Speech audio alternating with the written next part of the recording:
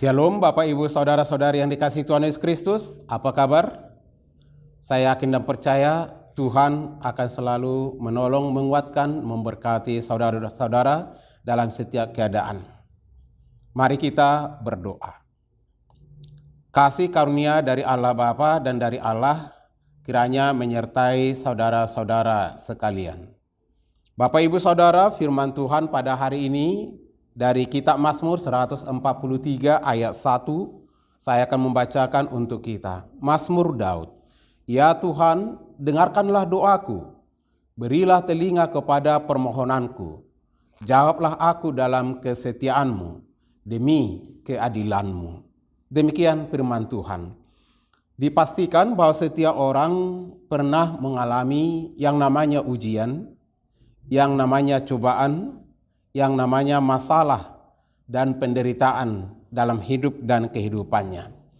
Setiap manusia juga pernah melewati masa-masa suram atau masa-masa gelap dan masa-masa yang tersulit dalam hidup dan kehidupannya. Masa di mana seakan sudah tidak ada harapan lagi, seakan dunia ini hampir runtuh, seakan terang menjadi sebuah mimpi yang terlalu tinggi untuk diraih.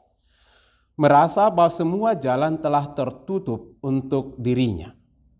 Merasa bahwa tidak ada lagi kekuatan untuk membentengi, menolong.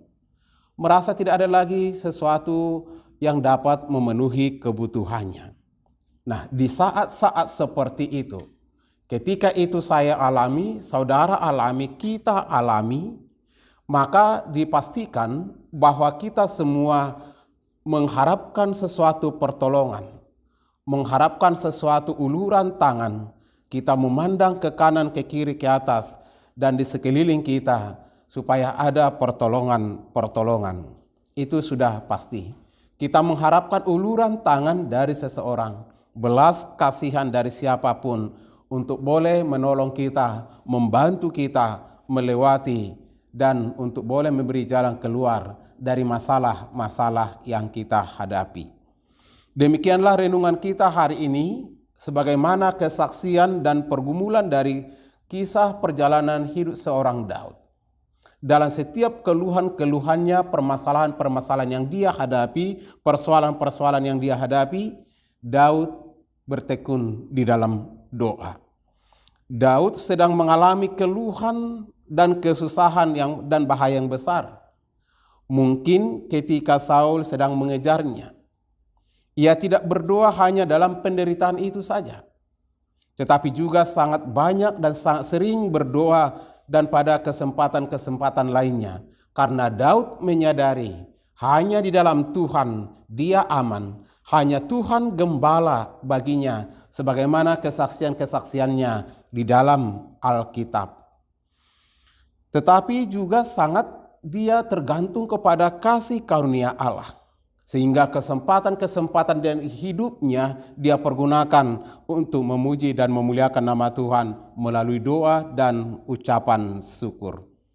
Daud dengan rendah hati memohon supaya doa dan permohonannya didengarkan oleh Tuhan dari singgasana tempat maha tinggi. Daud sungguh merindukan dan teramat sangat menginginkan pertolongan Tuhan nyata ada dan siap sedia mendengarnya.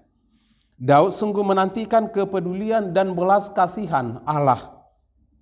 Daud yakin dan berserah diri kepada Tuhan sehingga ia mengarahkan doanya, harapannya hanya di dalam Tuhan. Ia seorang pendoa yang luar biasa.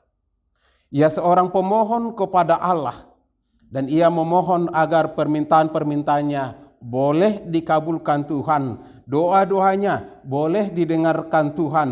Dan dia bermohon, berilah telinga kepada permohonanku, jawablah aku dalam kesetiaan-Mu demi keadilan-Mu. Jawablah permohonan-permohonanku dalam kesetiaan-Mu, sesuai dengan janji-janji yang telah Kau ucapkan, yang untuknya Engkau akan berlaku adil. Inilah kerinduan dan inilah keyakinan dan pengharapan seorang Daud yang menghadapi keluh kesah, yang menghadapi banyak pergumulan-pergumulan, dia mempercayakan hidupnya ke dalam tangan kasih Tuhan.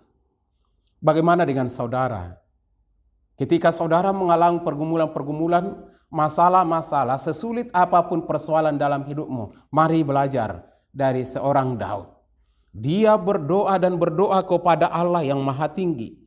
Dia berdoa menyampaikan permohonan kepada Allah yang maha dahsyat. Dia percaya di tangan Tuhan ada kekuatan, ada keselamatan. Di tangan Tuhan ada kuasa yang luar biasa memampukannya melewati persoalan-persoalan hidupnya.